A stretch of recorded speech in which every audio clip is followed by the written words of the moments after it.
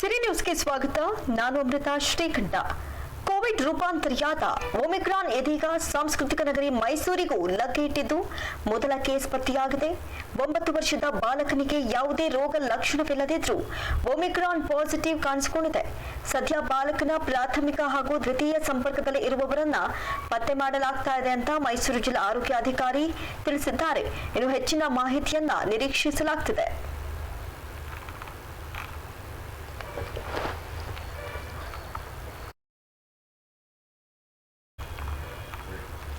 ಬಸವೇಶ್ವರರು ಕಟ್ಟಿದ ಮಾನವ ಧರ್ಮವನ್ನ ಮುಖ್ಯಮಂತ್ರಿಯಿಂದ ಹೊಡೆಯುವ ಕೆಲಸವಾಗಿರುವುದು ವಿಪರ್ಯಾಸ ಅಂತ ವಿಧಾನ ಪರಿಷತ್ ಸದಸ್ಯ ಎಚ್ ವಿಶ್ವನಾಥ್ ಅಸಮಾಧಾನವನ್ನು ಹೊರಹಾಕಿದ್ದಾರೆ. ಈ ಕುರಿತು ಮೈಸೂರಿನಲ್ಲಿ ಸುದ್ದಿಗೋಷ್ಠಿ ನಡೆಸಿ ಮಾತನಾಡಿದ ಅವರು, 12ನೇ ಶತಮಾನದಲ್ಲಿ ಸಮಾನತೆಯ ಬಗ್ಗೆ ಬಸವಣ್ಣ ಮಾನವ ಧರ್ಮ ಸ್ಥಾಪನೆ ಮಾಡಿದ್ರು. ಜಾತಿ ಧರ್ಮ ಭೇದವಿಲ್ಲದೆ ಸಮಾನತೆಯ ಬಗ್ಗೆ ಹೇಳಿದ್ರು. ತಮಗೆ ಇಷ್ಟ ಬಂದ ಧರ್ಮ ದೇವರನ್ನ ಪೂಜೆ ಮಾಡಲು ಅವಕಾಶವನ್ನ ನೀಡಲಾಗಿದೆ. ಪ್ರಧಾನಿ ನರೇಂದ್ರ ಮೋದಿ ಹಿಂದುತ್ವದ ಬಗ್ಗೆ ಎಲ್ಲಿಯೂ ಹೇಳಿಲ್ಲ. ಆರ್ಎಸ್ಎಸ್ ನಾಯಕರ ಮಕ್ಕಳು ಮುಸ್ಲಿಂರ ಮಕ್ಕಳನ್ನ ಮದುವೆಯಾಗಿದ್ದಾರೆ. ಸಿನಿಮಾ ನಟರು ಬ್ರಾಹ್ಮಣರನ್ನ ಮದುವೆಯಾಗಿದ್ದಾರೆ. ಕಾಂಗ್ರೆಸ್ನವರು ಈ ಬಗೆಯ ನಾಟಕವಾಡ್ತಿದ್ದಾರೆ. ನಾವು ಹೊರಗೆ ಇದ್ದಾಗ ಮಂಡನೆ ಮಾಡಿದ್ರು ಅಂತ ಹೇಳ್ತಾರೆ. ದಲಿತರು ಮತಾಂತರ ಆಗಲೇಬಾರದು. ಸಾಹಿತಿಗಳು ಚಿಂತಕರು ಬಾಯ್ಬಿಡ್ತಿಲ್ಲ. ಅವರು ರಾಜ್ಯೋತ್ಸವ ಪ್ರಶಸ್ತಿಗಷ್ಟೇ ಸೀಮಿತ ಅಂತ ಕಿಡಿಕಾರಿದ್ರು.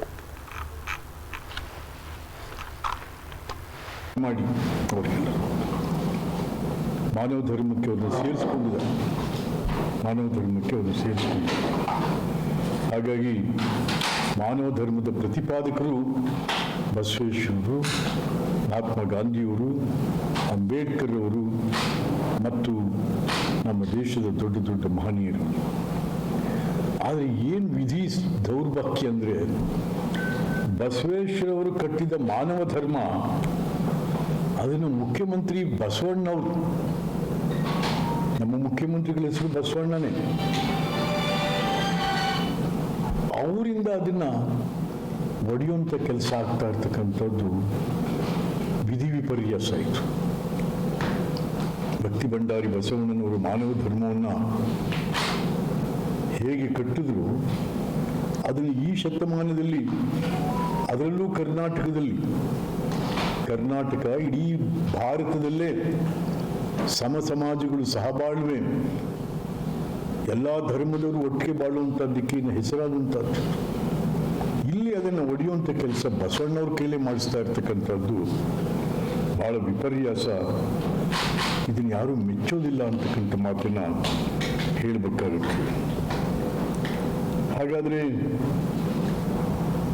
ನಮ್ಮ ಹೊಸ ಮತಾಂತರದ ಕಾನೂನಿನ ಮೂಲಕ ಮಹಾತ್ಮ ಗಾಂಧಿಯವ್ರನ್ನ, ಅಂಬೇಡ್ಕರ್ನ, ಬಸವಣ್ಣವ್ರನ್ನೆಲ್ಲ ಜಿಲ್ಲಾಧಿಕಾರಿಗಳ ಮೂಲಕ ಜೈಲಿಗೆ ಹಾಕಿಸ್ಲಿಕ್ಕಾಗುತ್ತಾ? ಈಗ ಜಿಲ್ಲಾಧಿಕಾರಿಗಳಿಗೆ ಅಧಿಕಾರ ಕೊಟ್ಟಿದ್ದಾರೆ. ಕರಡಲ್ಲಿ, ಮಸೂದೆ ಕರಡಲ್ಲಿ ಜಿಲ್ಲಾಧಿಕಾರಿ ಇದೆ. ಅಂತರ್ಜಾತೀಯ ಇಡೀ ಸಿವಿಲ್ ಮ್ಯಾರೇಜಸ್ಗೆ ಇವತ್ತು ಸಬ್ ರಿಜಿಸ್ಟ್ರಾರ್ 30 ಡೇಸ್ ಟೈಮ್ ಕೊಟ್ಟು ತಗೋತಾರೆ. ಇರೋ ಕಾನೂನು ಮಾಡಿದ ತಕ್ಷಣ ಈಗ ಬೇಕಾದ ಕಾನೂನು ಇಲ್ವೇ? ಆಂಟಿ ಕರಪ್ಷನ್ ಇಲ್ವೇ? ಆದ್ರೂ ಕರಪ್ಷನ್ ನಡೀತಾ ಇಲ್ವೇ? ಇವೆಲ್ಲ ಕಾನೂನು ಮಾಡ್ತೀವಿ, ಬಟ್ ಅದನ್ನ ಅನುಷ್ಠಾನ ಮಾಡ್ತಕ್ಕಂಥದ್ದು ಬಹಳ ದೊಡ್ಡ ವಿಚಾರ. ವೀರಶೈವ ಲಿಂಗಾಯತ ಧರ್ಮ, ಬಸವೇಶ್ವರರು ಏನು ಸ್ಥಾಪನೆ ಮಾಡಿದ್ದಾರೆ ಮಾನವ ಧರ್ಮ, ಇವತ್ತು ಅದ್ರ ಬಗ್ಗೆ ಏನೇ ಹರಣ ಆಗ್ತಾ, ಯಾಕೆ ಮಾತಾಡ್ತಾ ಇಲ್ಲ? ಯಾವ ಸ್ವಾಮಿಗಳು ಮಾತಾಡ್ತಾ ಇಲ್ಲ? ಓಹೋ, ನಮ್ಮ ಚಿತ್ರದುರ್ಗದ ಸ್ವಾಮಿಗಳು, ಪ್ರಗತಿಪರ ಮಠಾಧೀಶರುಗಳು ಬಸವೇಶ್ವರ ಹೆಸರಿನಲ್ಲಿ ಅವರು ಪಾರಿತೋಷಕ ಕೊಡುವಂಥವ್ರು, ಅವರು ಬಾಯಿ ಮುಚ್ಕೊಂಡು ಕೂತಿದ್ದಾರೆ.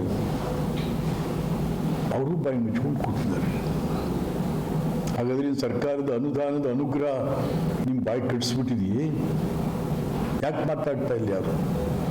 ಯಾವ ಸ್ವಾಮಿಗಳಿಲ್ಲ, ಅಹಿಂದ ಸ್ವಾಮಿಗಳು ಮಾತಾಡ್ತಾ ಇಲ್ಲ, ವೀರಶೈವ ಸ್ವಾಮಿಗಳು ಮಾತಾಡ್ತಾ ಇಲ್ಲ. ಯಾವ ಸ್ವಾಮಿಗಳು, ಅಹಿಂದ ಮಠಗಳು ಕೂಡ ಬಸವೇಶ್ವರವರ ಧರ್ಮದ ಆಧಾರದ ಮೇಲೆ ಆಗಿರ್ತಕ್ಕಂಥವು. ಯಾರು ಯಾಕೆ ಮಾತಾಡ್ತಾ ಇಲ್ಲ? ಯಾರು ನಿಮ್ಮ ಬಾಯಿ ಕಟ್ಟಿರೋರು?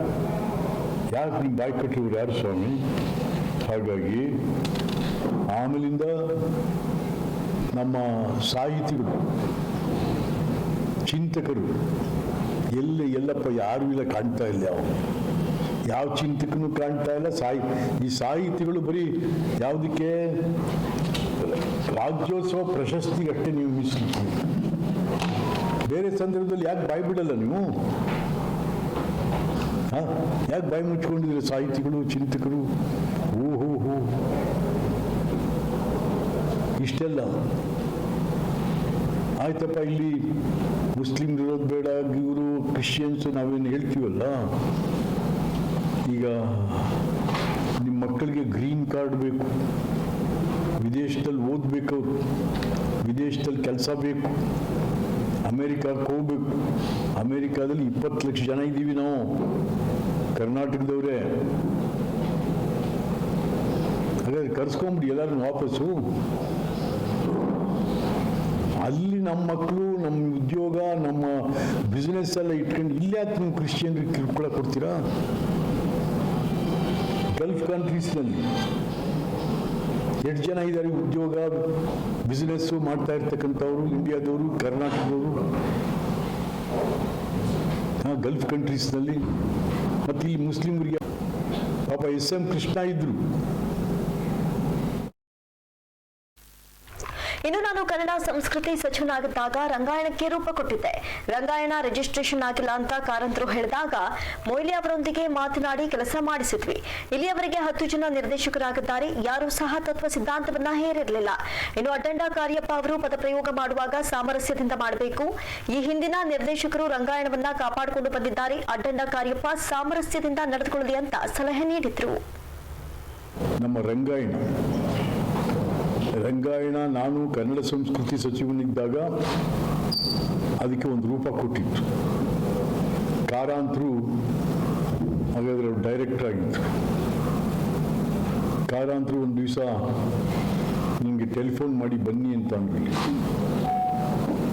ಬಂದೆ ಅಲ್ಲಿ. ಸರ್, ವಿಶ್ವನಾಥ್ ಅವರಿಗೆ ಇದು ರಿಜಿಸ್ಟ್ರೇಷನ್ನೇ ಆಗಿಲ್ಲ ಇಲ್ಲಿ ತನಕ.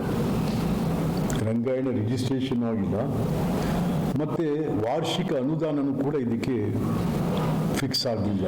ತಾವು ದಯವಿಟ್ಟು ಇದನ್ನು ಮಾಡಬೇಕು ಅಂದಾಗ ಆವಾಗಲೇ ಮೊಯ್ಲಿ ಸಾಹೇಬ್ರ ಹತ್ರ ಕೂತ್ಕೊಂಡು, ಮುಖ್ಯಮಂತ್ರಿಗಳ ಹತ್ರ ಕೂತ್ಕೊಂಡು ರಂಗಾಯಣವನ್ನು ರಿಜಿಸ್ಟರ್ ಮಾಡಿ ಅದಕ್ಕೆ ವಾರ್ಷಿಕ ಅನುದಾನ 25 ಲಕ್ಷ ರೂಪಾಯಿ ಫಿಕ್ಸ್ ಮಾಡಿದ್ರು.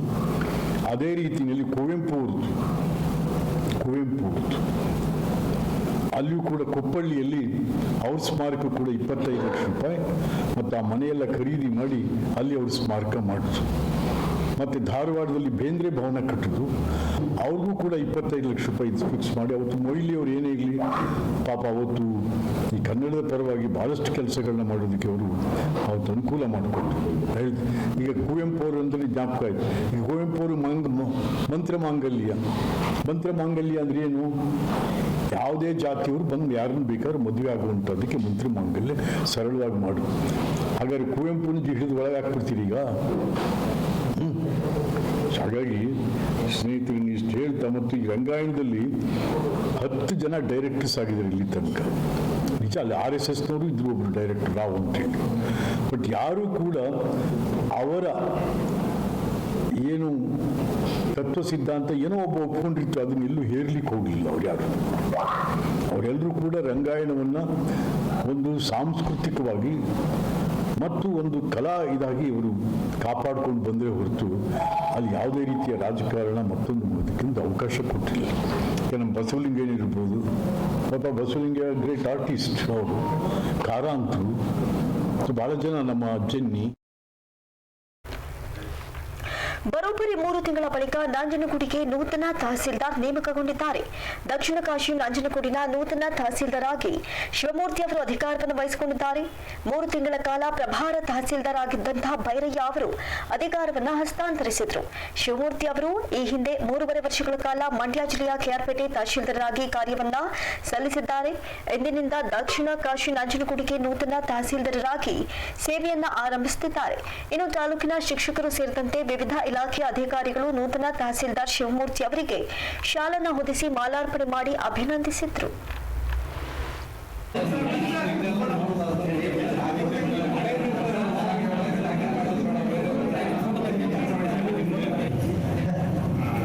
ದಕ್ಷಿಣ ಕಾಶಿ ನಂಜನಗೂಡಿಗೆ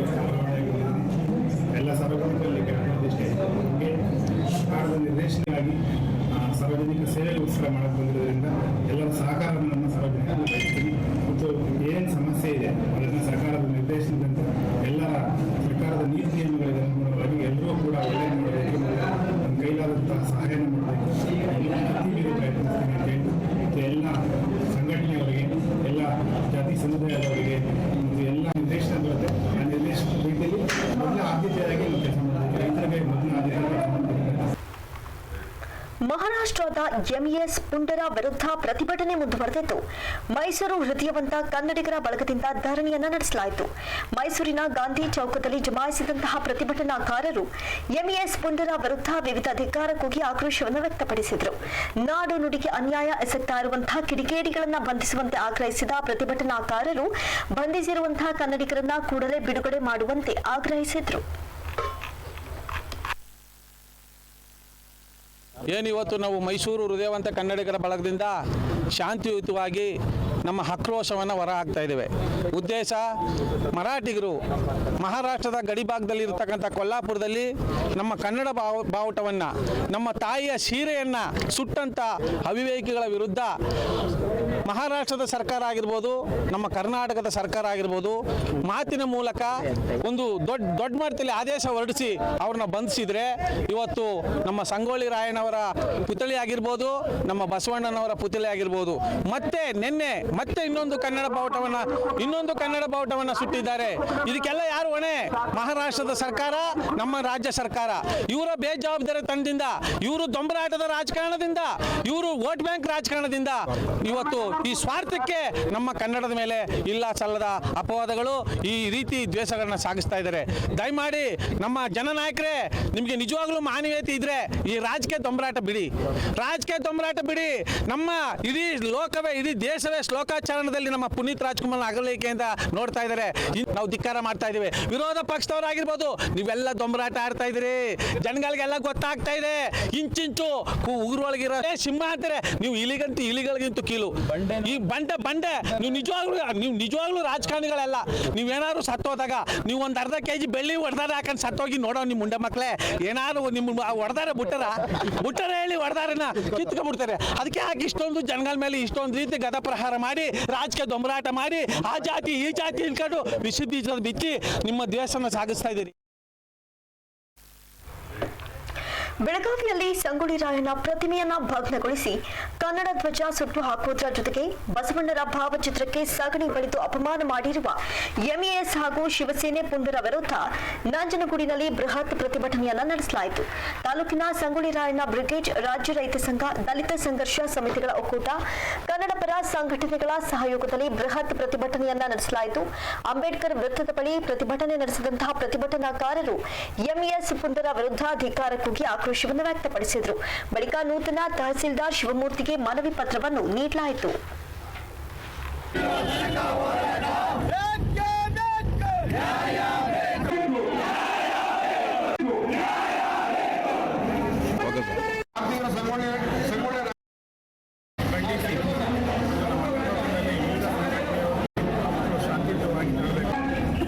ಇನ್ನೊಂದು ಕಡೆ ಇಡೀ ಪ್ರಪಂಚಕ್ಕೆ ಕಾಯಕತ್ವವನ್ನು ಬೋಧಿಸಿದಂತಹ ಜಗತ್ವರ್ಧನ್ ಬಸವಣ್ಣನವರ ಭಾವಚಿತ್ರಕ್ಕೆ ಮಸಿ ಬರೆಯನ್ನು ಕೆಲಸ ಮಾಡ್ತಾರೆ. ಇನ್ನೊಂದು ಕಡೆ ನಮ್ಮ ಕನ್ನಡಿಗರ ಅಸ್ಮಿತೆ, ನಾವೇನು ವೀರ ಕನ್ನಡಿಗರು ಅಂತ ಹೇಳಿ ಒಂದು ಬಾವುಟವನ್ನು ಹಿಡ್ಕೊಳ್ತೀವಿ, ಅಂತ ಧ್ವಜವನ್ನ ಸುಟ್ಟಾಕಂತ ನೀತಿಗೆ ಬುದ್ಧಿ ಕಲ್ಪನೆ ಬಂದಿರುವರು. ಅವ್ರಿಗೆಲ್ಲರಿಗೂ ಪಾಠ ಹೇಳಬೇಕು ಅಂದ್ರೆ ನಾವೆಲ್ಲ ಸರಿಯಾಗಿರ್ಬೇಕು. ಹಂಗಾಗಿ ಈ ತಹಸೀಲ್ದಾರರು ಬಂದ್ರೆ ಎಲ್ಲ ವರ್ಗದವರು ಹೋದ್ರೆ ಎಲ್ಲರೂ ಎಂಇಎಸ್ ಪುಂಡರಿಗೆ ಬುದ್ಧಿ ಕಲಿಸಲಾಗಿರೋ ಸರ್ಕಾರಕ್ಕೆ ಅಲ್ವಾ? ವರದಿ ಅಂತಿಮ ಅಲ್ಲ. ಇವರು ಬೆಳಗಾವಿ ಅಂತ ಹೇಳಿದ್ರೆ ನಾವು ಪೂನಾ, ಔರಂಗಾಬಾದ್, ಸಿಕಂದರಾಬಾದ್, ಮುಂಬೈವರೆಗೂ ಏನು ಪುರಾತನ ಕಾಲದಲ್ಲಿ ಕರ್ನಾಟಕ ಇತ್ತು ಅದು ನಮ್ಮದು ಅಂತ ಹೇಳ್ತೀವಿ. ಹೇಳೋಣ ಹೇಳಬೇಕಲ್ವಾ? ಮತ್ತೆ ಆ ಕಾರಣ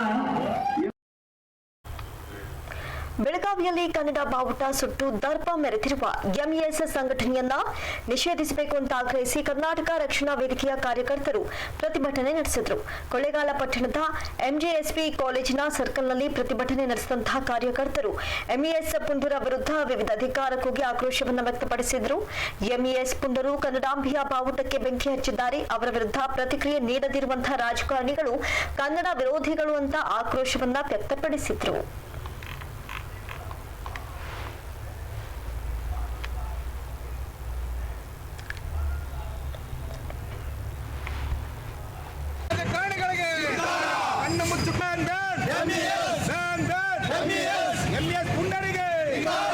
ಈ ಬೆಳಗಾವಿ ಗಡಿ ಒಂದು ಪ್ರದೇಶದಲ್ಲಿ ನಮ್ಮ ಕನ್ನಡ ಬಾವುಟವನ್ನು ಸುಟ್ಟಾಕಿದ್ದಾರೆ. ಇದು ಅತ್ಯಂತ ಖಂಡನೀಯ ಅಂತ ಹೇಳಲಿಕ್ಕೆ ಇಚ್ಛೆಪಡ್ತೀನಿ. ಇದ್ರ ವಿರುದ್ಧವಾಗಿ ನಮ್ಮ ಕರ್ನಾಟಕ ರಾಜ್ಯಾದ್ಯಂತ ಎಲ್ಲ ಕಡೆ ಪ್ರತಿಭಟನೆ ಹಮ್ಮಿಕೊಂಡಿದ್ದಾರೆ. ಈ ಒಂದು ಕೃತ್ಯಗಳು ನಡೆದ್ರೂ ಸಂಗೊಳ್ಳಿ ರಾಯಣ್ಣರವರ ಪ್ರತಿಮೆಯನ್ನು ಧ್ವಂಸವನ್ನು ಮಾಡ್ತಕ್ಕಂಥ ಕೆಲಸವನ್ನು ಮಾಡಿದ್ದಾರೆ. MBS ಅಂತ ಏನು ಒಂದು ಪಕ್ಷ ಇದೆ, ಅದು ಸಂಘಟನೆ ಆಗ್ಬೋದು, ಪಕ್ಷ ಆಗ್ಬೋದು, ನಮ್ಮ ರಕ್ಷಣಾ ವೇದಿಕೆಯಿಂದ ಎಲ್ಲ ನಾವು ಮನವಿ ಮಾಡೋದೇನಂತ ಹೇಳಿದ್ರೆ, ನಮ್ಮ ಕಣ್ಮುಚ್ಚಿ ಕೂತಿರ್ತಕ್ಕಂಥ ರಾಜ್ಯ ಸರ್ಕಾರಕ್ಕೆ ಮತ್ತು MPಗಳಿಗೆ MLAಗಳಿಗೆ ಮತ್ತು ಎಲ್ಲ ರಾಜಕಾರಣಿಗಳಿಗೂ ಅದನ್ನು ಕೂಡಲೇ ಬ್ಯಾನ್ ಮಾಡಬೇಕು. ಮುಂದೆ ಅದೊಂದು ಆತಂಕಕಾರಿ ಒಂದು ಟೆರರಿಸ್ಟ್ ಸಂಘವಾಗಿ ಮಾರ್ಪಡೋಂಥ ಒಂದು ಸನ್ನಿವೇಶ ಬರುತ್ತೆ. ಅದು ದೂರ ಇಲ್ಲ. ದಯಮಾಡಿ ಈಗಲೇ ಎಚ್ಚೆತ್ತುಕೊಳ್ಬೇಕು ಅಂತ ನಾನು ರೈತ ದಿನಾಚರಣೆಯ ಹಿನ್ನೆಲೆಯಲ್ಲಿ ಇಂದು ರೈತ ಮಹಿಳೆಗೆ ಸನ್ಮಾನಿಸಿ ಗೌರವಿಸಲಾಯಿತು. ಮೈಸೂರಿನ ಜಲದರ್ಶಿನಿ ಅತಿಥಿ ಗೃಹದಲ್ಲಿ ನಡೆದ ಕಾರ್ಯಕ್ರಮದಲ್ಲಿ ರಾಜ್ಯ ಕಬ್ಬು ಬೆಳೆಗಾರರ ಸಂಘದ ಅಧ್ಯಕ್ಷ ಕುರುಬೂರು ಶಾಂತಕುಮಾರ್ ನೇತೃತ್ವದಲ್ಲಿ ರೈತ ಮಹಿಳೆ ಚಂದ್ರಿಕಾಗೆ ಸನ್ಮಾನಿಸಿ ಗೌರವಿಸಲಾಯಿತು. ಇನ್ನು ಪತಿ ನಿಧನ ನಂತರ ಚಂದ್ರಿಕಾ ಅವರು ಸಮಗ್ರ ಕೃಷಿಯಲ್ಲಿ ತಮ್ಮನ್ನು ತಾವು ತೊಡಗಿಸಿಕೊಂಡು ಕೃಷಿ ಕ್ಷೇತ್ರದಲ್ಲಿ ಸಾಧನೆ ಮಾಡಿದ್ದಾರೆ. ಈ ಹಿನ್ನೆಲೆಯಲ್ಲಿ ಅವರನ್ನ ಸನ್ಮಾನಿಸಿ ಗೌರವ ಅರ್ಪಿಸಲಾಯಿತು.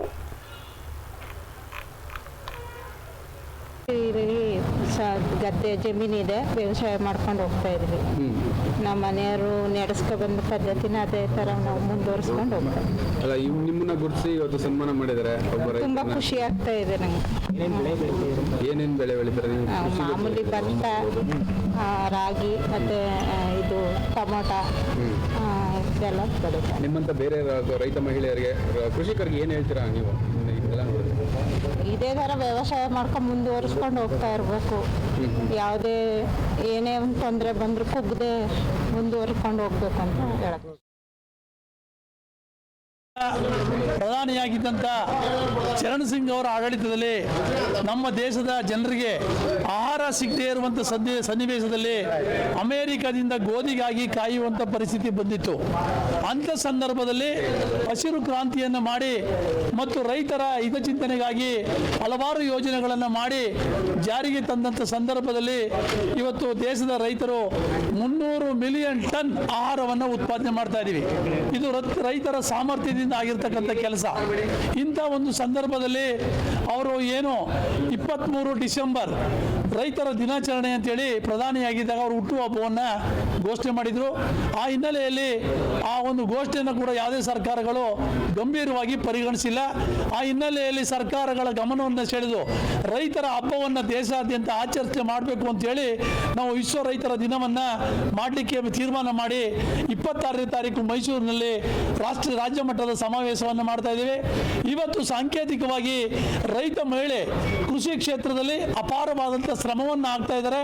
ಅವರಿಂದಲೇ ನಮ್ಮ ಕೃಷಿ ಕ್ಷೇತ್ರ ಅಭಿವೃದ್ಧಿಯತ್ತ ಸಾಗ್ತಾ ಇದೆ ಅನ್ನುವಂಥ ನೆನೆಯುವಂಥ ಕೆಲಸವನ್ನು ಮಾಡಲಿಕ್ಕೆ ಇವತ್ತು ಕೃಷಿಯನ್ನು ನಂಬಿ ಜೀವನ ಮಾಡ್ತಾ ಇರ್ತಕ್ಕಂಥ ರೈತ ಮಹಿಳೆ ಏನು ಟಿ ನರಸೀಪುರ ತಾಲೂಕಿನ ಹುಣಸೂರು ಗ್ರಾಮದ ಚಂದ್ರಿಕಾ ಅವರನ್ನು ಗೌರವಿಸಿ ಸನ್ಮಾನಿಸುವಂಥ ಕೆಲಸವನ್ನು ಮಾಡಿದ್ದೇವೆ.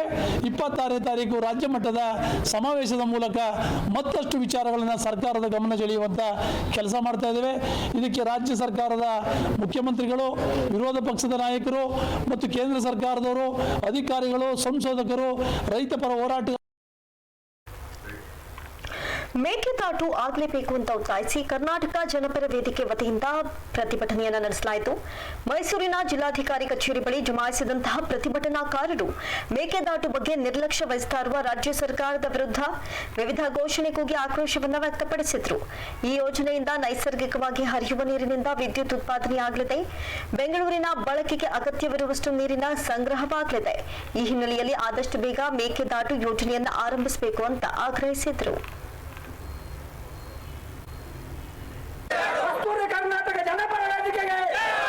56 ವರ್ಷಗಳಿಂದ ಮೇಕೆದಾಟು ಯೋಜನೆ ಮಾಡ್ತೀವಿ ಅಂತೇಳಿ ಹಲವು ಸರ್ಕಾರಗಳು ಹೇಳ್ಕೊಂಡೇ ಬರ್ತಾ ಇದೆ.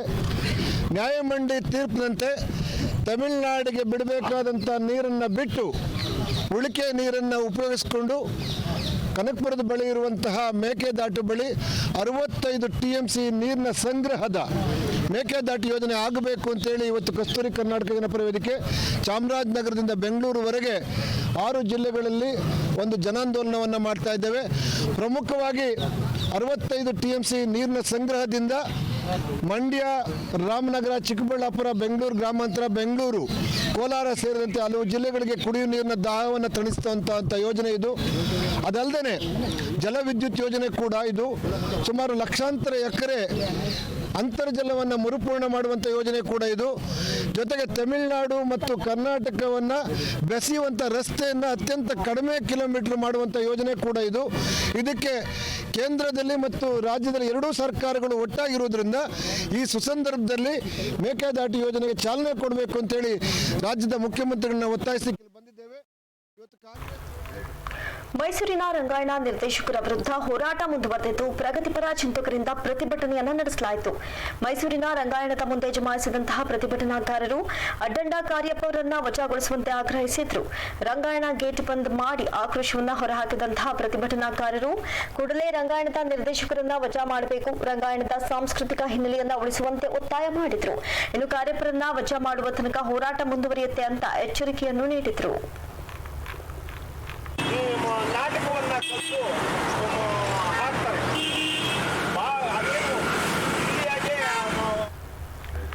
ಚರಂಡಿ ನೀರು ಸರಾಗವಾಗಿ ಹರಿದು ಹೋಗಲು ಸೂಕ್ತ ವ್ಯವಸ್ಥೆ ಮಾಡಿಕೊಡುವಂತೆ ಒತ್ತಾಯಿಸಿದ ಗ್ರಾಮಸ್ಥರಿಗೆ ಬಹಿರಂಗ ಸಭೆಯಲ್ಲಿ ಪಿಡಿಒ ಒಬ್ಬ ಪೊಲೀಸ್ ಸ್ಟೇಷನ್ನಲ್ಲಿ ಕಂಪ್ಲೇಂಟ್ ಕೊಡ್ತೀನಿ ಹುಷಾರ್ ಅಂತ ಬೆದರಿಕೆ ಹಾಕಿರುವಂತಹ ಘಟನೆ ಮೈಸೂರು ಜಿಲ್ಲೆ ನಂಜನಗೂಡು ತಾಲೂಕಿನ ದೇವನೂರು ಗ್ರಾಮದಲ್ಲಿ ನಡೆದಿದೆ.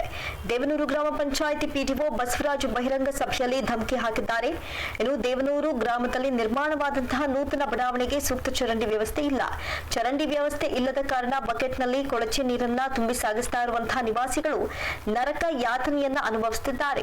4-6 ವರ್ಷಗಳಿಂದ ಚರಂಡಿ ನೀರು ಸರಾಗವಾಗಿ ಹರಿದು ಹೋಗಲು ವ್ಯವಸ್ಥೆ ಕಲ್ಪಿಸುವಂತೆ ಗ್ರಾಮಸ್ಥರು ನಿರಂತರವಾಗಿ ಮನವಿಯನ್ನ ಮಾಡುತ್ತಲೇ ಬಂದಿದ್ದಾರೆ.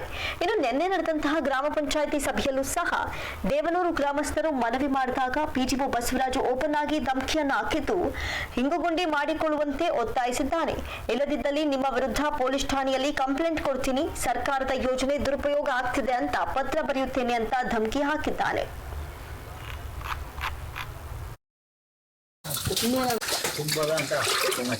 ಈಗ ನಾವೇನು ಮಾಡಕ್ಕಾಗಲ್ಲ. ನೀವು ಹಿಂಗು ನಾನು ಒಂದೇ ಇಲ್ಲೂ 28 ಫೈಲ್ ತರಿಸ್ತೀನಿ, ನೀವು ಹಿಂಗು ಗುಂಡಿ ಮಾಡಲ್ಲ ಅಂತ ನಾನು ಪೊಲೀಸ್ ಕಂಪ್ಲೇಂಟ್ ಕೊಡ್ತೀನಿ. ನೋಡೋಣ ಸರ್ಕಾರದಲ್ಲಿ ಏನ್ ನಡೀತದೋ ನಡೀಲಿ ಬಿಡಿ, ಅದಕ್ಕೆ ನಾವು ರೆಡಿ. ನಾನು ಹಿಂಗು ಗುಂಡಿ ನೀವು ಮಾಡಲ್ಲ ಅಂತಾನೆ ಹೇಳ್ತೀನಿ, ನಿಮ್ಮೆಲ್ಲ ಕಂಪ್ಲೇಂಟ್ ಮಾಡ್ತೀನಿ. ಸರ್ಕಾರದ ಯೋಜನೆ ದುರುಪಯೋಗ ಮಾಡ್ತಾರಂತ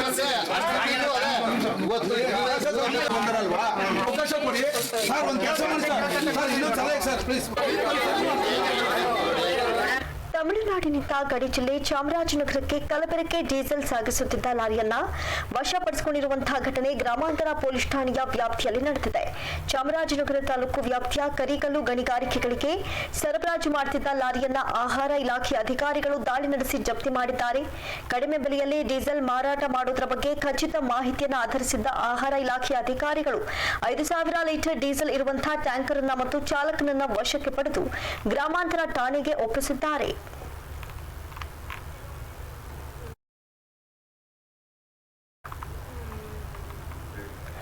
ಗಡಿ ಜಿಲ್ಲೆಯ ಅರಳು ಪ್ರತಿಭೆ ರಚನಾರವರಿಗೆ ಮೈಸೂರಿನ ಐಕಾನಿಕ್ ಏರ್ಪಡಿಸಿದಂತಹ ಮಿಸ್ ಬ್ಯೂಟಿ ಸಂಭ್ರಮದಲ್ಲಿ ಪ್ರಥಮ ಸ್ಥಾನ ಬಂದಿದೆ. ನಗರದ ಇನ್ನರ್ವೇಲ್ ಸಂಸ್ಥೆ ಮಾಜಿ ಅಧ್ಯಕ್ಷ ಲಕ್ಷ್ಮೀ ಶಿವಕುಮಾರ್ ಪುತ್ರಿಯಾದಂತಹ ರಚನಾ ಜೆಎಸ್ಎಸ್ ಮಹಿಳಾ ಪದವಿ ಪೂರ್ವ ಕಾಲೇಜಿನ ದ್ವಿತೀಯ ಪಿಯುಸಿಯ ವಿದ್ಯಾರ್ಥಿನಿಯಾಗಿದ್ದಾರೆ. ಇವರ ಪ್ರತಿಭೆಯನ್ನ ಗುರುತಿಸಿ ನಗರದ ಜೈ ಭುವನೇಶ್ವರಿ ಕನ್ನಡ ಯುವ ವೇದಿಕೆ ವತಿಯಿಂದ ಅಧ್ಯಕ್ಷ ಜಿ ಬಂಗಾರರವರು ರಚನಾ ನಿವಾಸಕ್ಕೆ ಭೇಟಿ ನೀಡಿ ಸನ್ಮಾನಿಸಿದರು.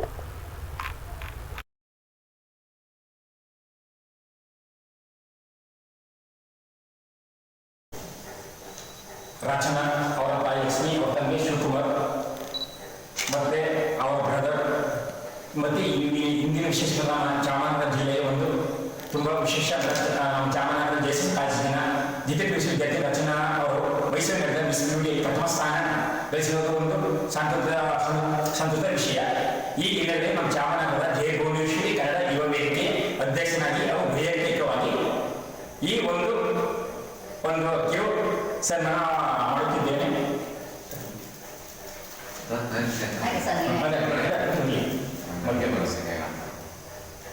ಫೋಲ್ಡ್ ಮಾಡಿ ಹಿಂಗೆ ಮಾಡಿ ಆ ಥರ ಮಿಸ್ ಬ್ಯೂಟಿ ಚಾಮರಾಜ. ಇವಿಷ್ಟು ಇವರೆಗಿನ ಪ್ರಮುಖ ಅಪ್ಡೇಟ್ಸ್. ನಿಷ್ಠೆ ನಿಷ್ಠೂರ ನಿರ್ಭೀತ ಸುದ್ದಿಗಾಗಿ ನೋಡ್ತಾ ಇರಿ ಸಿರಿ ಟಿವಿ.